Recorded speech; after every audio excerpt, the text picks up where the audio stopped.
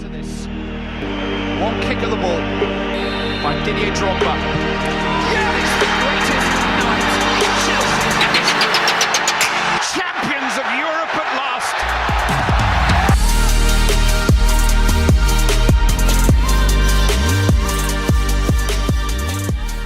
Hey guys, welcome to the Blue Stand. We're back again.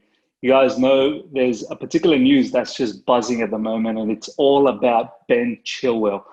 Recently, obviously, there was a news that Ben Chilwell has apparently packed his bag up from King Power Stadium, and the Chelsea could be just around the corner. So we've got a special guest today to talk about this particular news so that we can unpack what's going on. And I've got James Sharpe, who is the sports reporter for the Mail on Sunday. Previously, he was a Leicester correspondent for Leicester Mercury. First of all, James, how you doing, my man?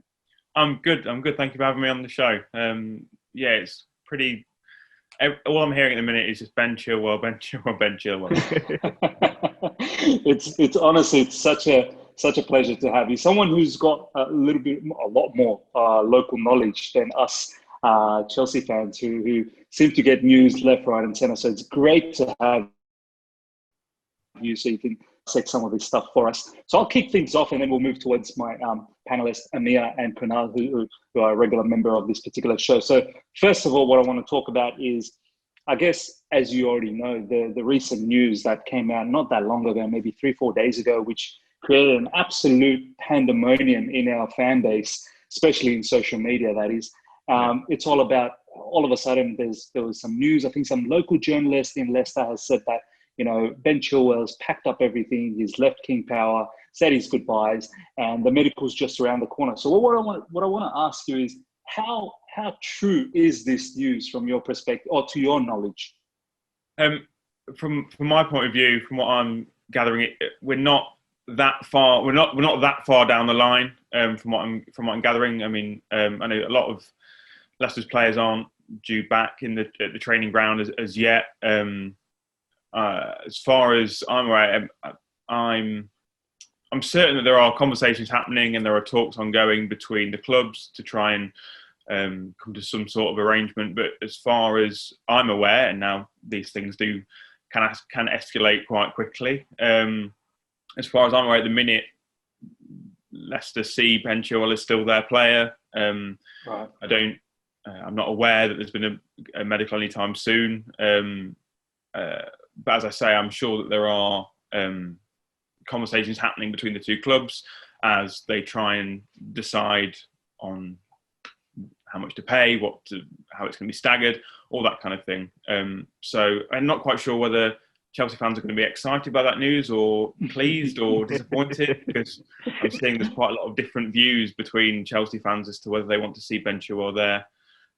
So yeah, I guess in short, I don't think we're as far down the line just yet as him packing up his bags and saying goodbye and having medicals, but I am pretty sure that there are still conversations happening between the two clubs as to what Ben Chilwell's future is likely to be. Now, you know what, that makes sense to me, because when that news broke out that he's packed his bag and medicals, like for me, it was like, well, this doesn't happen this manner. Like it never gets let out in that way that, oh, he's packed himself up and, medical's just around the corner. So this particular response from you actually makes a lot of sense to us, because that's pretty much what I expected. I think most Chelsea fans will tell you that we do expect this particular signing to happen. It's quite obvious that Frank Lampard wants this to happen. So, overall, what you've said, honestly, it's not disappointed me. It's not excited me, because for me, Ben Chilwell is not my first preference as a fan. However, I do understand it is Frank's first preference. So I'll move on to my co-host, Amir, who's got the next question lined up for you. Yeah, James, delighted to have you on here. Firstly, of course, it's always great to have a person, who's up and close, in England looking at all the players. So the next question I would like to ask, of course, is, discuss all about his strengths and weakness. I think we see a lot of stats, I've looked up the stats online as well, all that stuff's done. But, what does Ashley Cole and Frank Lampard, what do they see in him that they're ready to match such a massive. I think that's basically the world record fee for a left back, if I'm not mistaken. So, and his stats, they're decent, right? But they're not extraordinary to command that 50, 60 million. We don't know for sure, but that sort of piece. So I just wanted to ask you, there are some promising stats, of course. I think he's good in the air, and then he doesn't get dribbled past as often, but sometimes his decision making has been, suspect. But once again, he's a good presser of the ball, likes to get forward and support attacking runs. So what are your thoughts on him overall, not from a Chelsea perspective at all, but as a player? I mean, I'm sure we'll get on to talking about whether he's worth what fee Chelsea potentially end up paying for him a bit further on down the conversation. But purely from a footballer's point of view, having watched him at Leicester come through as an academy graduate, Leicester fans have seen him develop quite a lot. He's excellent going forward. Leicester's system they play with Rodgers, he likes their fullbacks give Leicester width. So Ricardo Pereira on the right and Chilwell on the left. Chilwell is excellent going forward, very forward-thinking fullback, very, very, very fast, good crosser of the ball, likes to take on defenders, causes them problems. Leicester fans first saw that really when they were in the quarterfinals of the Champions League in 2017. Chilwell hadn't really made his breakthrough then. He was still on the verge of being making that, and he got brought off the bench with Leicester chasing the game. Got brought on as a wing back, and Atletico Madrid got one of the most defensively solid teams there is, and they just didn't know how to deal with him. He was just so direct, so fast, and they really struggled against that. And I think that's where his main strengths lie. He's still got a lot of work to do defensively. I mean, he is only 23, and a lot of defenders they don't mature until a later age. So that is something he still needs to work on. A lot of times when Leicester played against Man City, Riyad Mahrez, the former Leicester player, really made him suffer. He really struggled against him. I mean, loads of fullbacks struggle against Riyad Mahrez, so it's not a massive criticism of him. But that is one area where he does need to develop and improve that defensive awareness, which I'm sure will come with time. I think Frank wants to sign him because he's young and he's English, and there's two things that we've seen that Frank likes from players. Yeah. And there's just so much potential there. He's got all the tools are there: speed, directness, delivery. He's still raw, but there's a lot there that Frank or Brendan, if he stays, or whoever can work on and can mould going forward, because he's a very exciting prospect. I know a lot of Chelsea fans are looking at it and going, "Oh, we're not quite sure for the money," but he is an exciting, excellent prospect as an England left back, and he's only going to get better and better. Mm-hmm. Yeah, excellent stuff there, mate. I completely agree, and I think he's already the first choice for England national side as well. So at a really young age, that's really promising. I'll switch things off to Kunal now. Kunal, you got a question for him? Yeah, bro. Cheers for the opportunity. This time I'm reporting from the dark realms, but I promise I'll make it up to you the next time around. I think James has absolutely with regards to the strength and underlying concerns with Ben Chilwell. As passionate fans who majorly just watch and follow a single club, you can have a very limited or a very warped sort of an idea of how good or bad a player actually is. I'm sure, James, you have witnessed the overwhelming majority of Chelsea fans who are not enthralled by the prospect of seeing Ben Chilwell play for Chelsea. Many of them would rather continue with Alonso, in their opinion. But given that Leicester City rightfully consider you one of the best in the business, I think having your own take is instrumental in hypothesizing the impact that Ben Chilwell can have on this Chelsea side. So my question to you is that, considering the move does materialize, which at this point seems like a matter of time, so according to you, how well do you think Chilwell is going to fare in this Chelsea team? Do you believe he'll be a long-term success here? Will he improve, and to what extent he will improve the Lampard's starting 11? And I would also like if you can touch upon his realistic fee as well. Yeah, I mean, I'll speak about the fee first, really, because I think that's the Yeah. That's the thing that Yeah. Look, that's the thing that loads of people are getting quite like anxious. People are getting very angry about how much Ben Chilwell might cost Chelsea, which is quite funny. That's the thing. There's been so many debates on Twitter and things about, is Ben Chilwell really worth £60 million, whatever it is? And the answer is probably, well, is anyone really?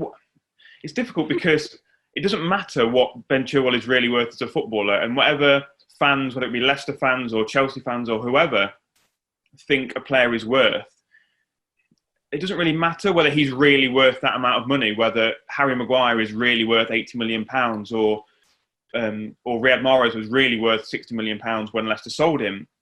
The issue is what Leicester believe him to be worth and what Chelsea are willing to pay for him. And it really is as simple as that. People get very wound up about transfer fees when really it is just about what a club like Leicester, who have a player who they know is young and English and has a contract that runs until 2024.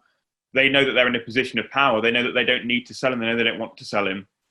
And they know that they will only consider selling if they have a really big offer. It's like if you own a house that isn't for sale and someone knocks on your door and says they want to buy it, well, if they offer you market value for that house, you aren't going to say yes, are you? Because you like living there, you like having that house. It's the same prospect. It's the same with Ben Chilwell, is that Leicester have a young English player who is a first-team player. He's England's first-choice left-back. He is an academy product. He is excellent. He's got a lot of room to improve, but he's a very good player. And they don't want to sell him. They've got him under contract. And from what I'm told, Chilwell is quite relaxed about the situation, really. He's not... He's quite level-headed about it all. So if a club which Leicester will now see as a top six rival, because Leicester they believe they want to, as we saw, they were disappointed not to finish in the top four, because that's the level they see they want to be at. So for them to want to sell to a player of that standard to who they see as a direct rival, they're going to want to have a lot of money for that, and they're going to want to get as much money as they can for that. So he's worth that to Leicester in that respect. And it's a case now of whether Frank Lampard looks at it and goes, well, he's worth that much to me as well. I know lots of fans of clubs get really wound up about this and really annoyed.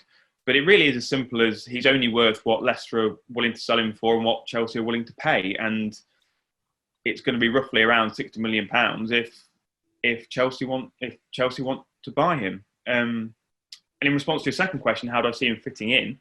I think he'll do really well. I think Lampard has impressed me, actually. For someone who, with very little managerial experience, to go straight into a big club and a big job, and we all know from previous experience the expectation levels that are attached to a club that's owned by Roman Abramovich.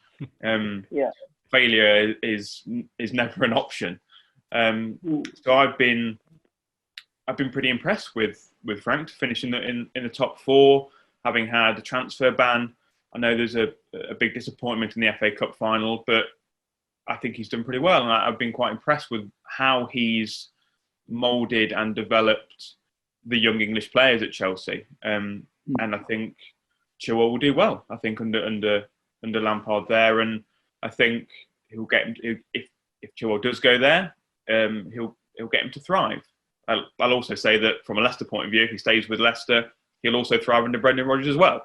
So I mean, I put that in there to balance it out. But no, I think that's how he'll do, and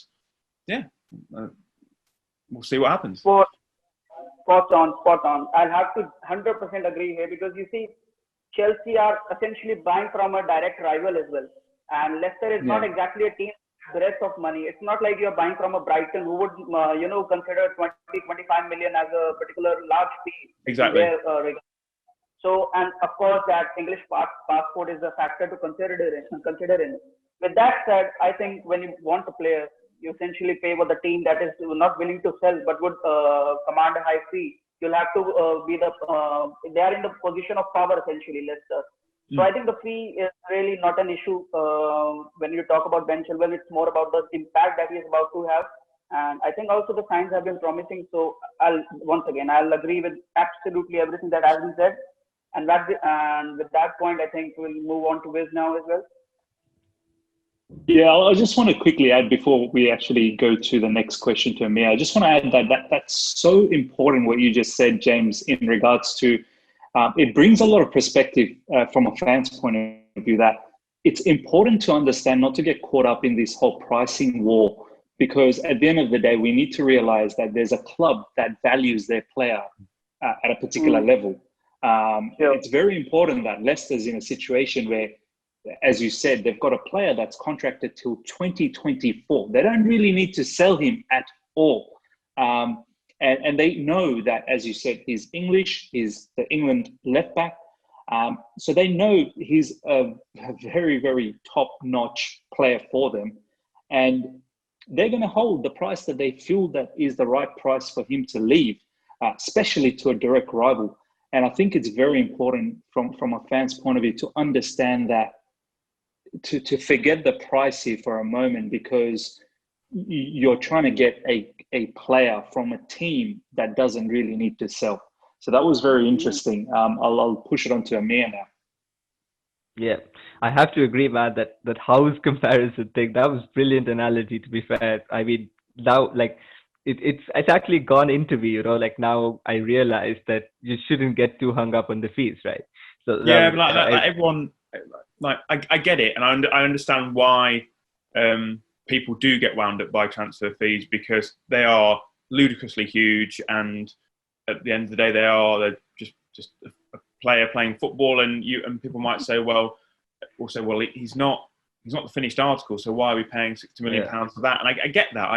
I understand the frustrations, but it all comes down to what Leicester value him as, and what Leicester value a player who they don't want to sell to a rival in a transfer market which pre-pandemic had just exploded and was huge anyway, and we're seeing £30 million being the average. Like, look, 30 million didn't seem huge anymore. So yeah, I get it. I mean, I appreciate why fans get frustrated. It's just that they don't need to get frustrated by it. If Chelsea want to pay that money, then they can, and they might get him. If they don't want to pay him, then they won't, and they'll move to another target. Exactly. There are bigger things in life to get wound up about than Ben Chilwell costing £60 million. Yeah. Well said. Absolutely.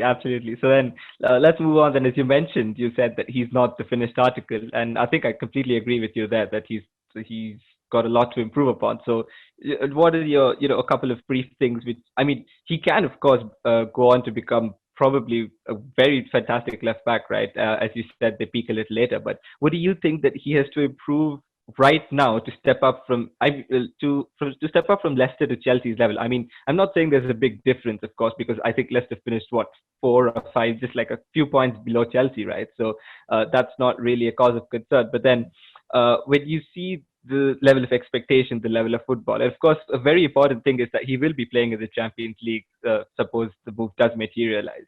So what do you think he has, just a couple of brief things that he has to improve upon immediately, right? Not for the long term, right? But immediately to make the step up. Yeah, I mean, I think the main thing is his defensive awareness. I think is the main thing. That's his reading of the game and understanding where the danger is in those wide areas. Sometimes he's been guilty of being quite slow in closing down crosses to allow crosses into the box, or losing his man at the back post and the cross comes in. So it's those little things, really. It's more of an understanding defensively of where he needs to be and where the danger is. I think that's probably his main area. I mean, that will come with experience and that will come with coaching. And I think maybe the other thing going forward is he's very quick, very direct, and he has got good delivery, but his delivery needs to be more consistent.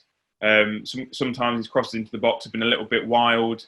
His dead ball delivery is very good, but in open play, he just needs to make the crosses a bit more consistently than he does now. I think they're probably the main two areas where Chilwell can improve.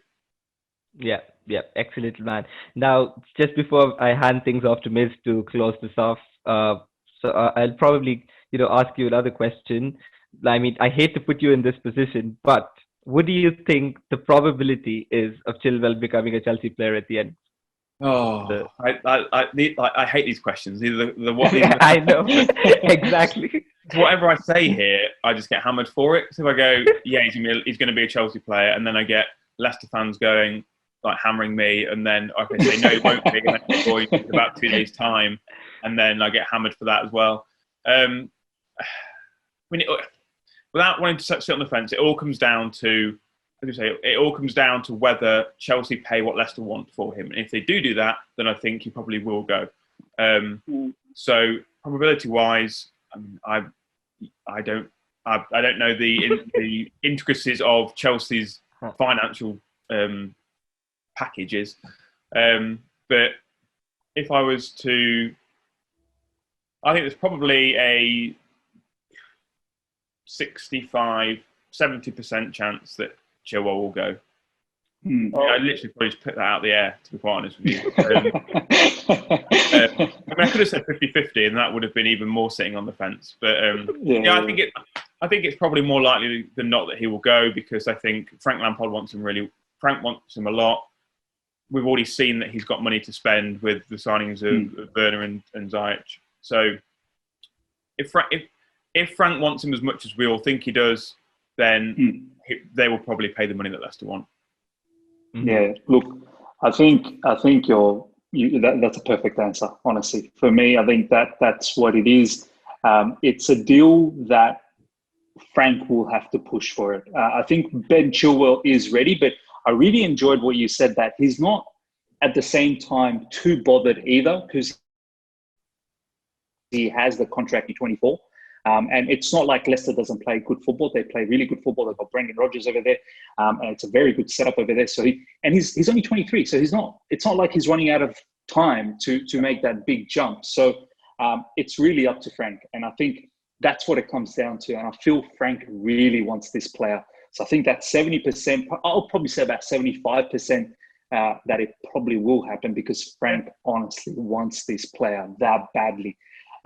Before we wrap things up, I just want to ask you a quick thing that we all sort of, us three, decided we want to ask you, was that since that news came out, Ben Chilwell, I noticed this in your particular Twitter profile as well, about the abuse that Ben Chilwell has copped during this time, both from Leicester fans and Chelsea fans.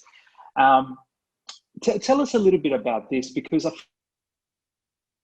feel like fans take the piss at times, which is not good. No, I agree, and it's something that I feel quite strongly about, actually. And it's just sometimes football fans just don't help themselves at all. And Ben Chilwell is a player that has no say on how much he is going to cost to Chelsea. He doesn't set his market value. He doesn't set what Chelsea view him, what Chelsea think he's worth. He doesn't set what Leicester think he's worth. He's just a young footballer who enjoys playing football and enjoys his life outside of football. And to see him get so much abuse from fans of a team that he might be his new club, and then also fans of a team that have seen him to grow. He's been at Leicester since he was a kid. He's come through the academy. He's, as fans would say, one of our own. See him get, and even before the transfer sagas kind of happened, when he had difficult performances for Leicester last season, he would get hammered by fans. Usually fans that don't tell people who they are, usually fans that hide behind pseudonyms or pictures, or don't have any, or completely anonymous. I don't understand why fans do it. I know there's a lot of passion involved with football, but I just don't. There's no need for it. I don't think there's any point in it. All it's going to do is what it's going to do is just cause people problems and spread negativity, and I just don't see the point in it. And I think it is potentially quite dangerous because he's a young lad. At the end of the day, he's going to see all these comments, and I know fans will go, "Oh, someone could pay me $100,000 a week and they could abuse me all they want." But at the end, it's not quite as straightforward as that, really. And yeah, I just wish football fans were a bit more thoughtful before they. Yeah, it's a game. Yeah, man. I mean, I know because football is so emotional anyway, and also because Twitter is so immediate, it takes you 30 seconds to be annoyed about something, type something out, and send it. Easy to do, but what isn't easy to do is to undo the kind of message that you're sending and the negativity that breeds. And football fans talk a lot about kind of all being in it together and wanting to be positive and stuff, but and there's always lots of messages about mental health and all these kind of things and being in it together and being one football family. Well, at times we need to show that by not being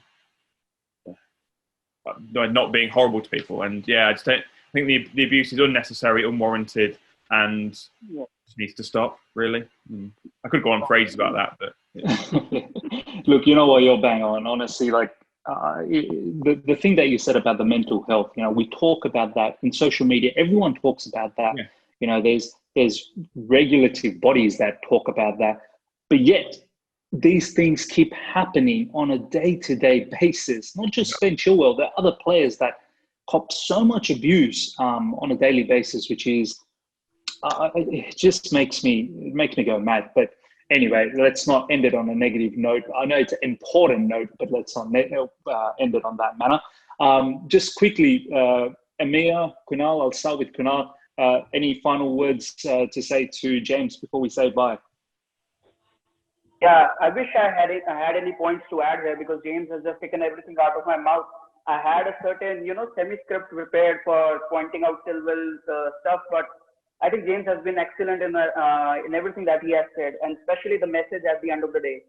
I absolutely resonate with the fact that it's football, right? Like, it's a sport. It's a sport. And the guy is playing for you, is wearing your badge, he's doing his absolute best. And if he joins or he doesn't join, he has feelings. He's a human being at the end of the day. So I just think that people need to be a little bit thoughtful, realistic, and sensitive with everything, their expectations and all that. And once again, I'd like to congratulate James and thank him for being such a lovely guest to have. I think he has shed a lot of light on the Chilwell situation, and I think the viewers will enjoy it a lot as well. Amir? Yeah, I think Kunal summed it up brilliantly as well. I think that it was such a delight to have you on, James. Honestly, so privileged. It for us international fans especially, right? We crave someone who's in there, in the UK, in London, in Leicester, to provide us with updates that are happening right there, right on ground. And I think we generally find that very hard to come by, which is why we use Twitter as a medium for that. But thank you so much for agreeing to come on, James. It's been a delight, honestly. And the fee things really hit me now. Honestly, I was one guy who was quite reluctant on signing Chilwell just because of his fee, and probably go for someone like Tagliafico. But I think that now it is understandable that Lampard wants him so desperately. And at the end of the day, it's the club's doing the dealings and not us. So exactly, I think once he comes, I think we have to back him. That's all, and then prevent him from all this abuse, which we concluded in the end. That's it, man. It was a delight to have you on. Oh, thank you, guys. James, thank you so much for coming into the Blue Stand. Honestly, we've learned a lot. I've learned a lot, and I hope the viewers will learn a lot when it drops tomorrow. And you never know, we might catch up again down the track. We might try and rate a few more Leicester players. We'll probably have to re-record this tomorrow when he eventually signs to Chelsea in about 10 minutes' time. Without any of us knowing he signs, we have to re-record it tomorrow or something. Thank you so much, James. Until no next worries, time. Thanks for having me on, and all the best to you guys, and probably speak soon at some point. So, Sure.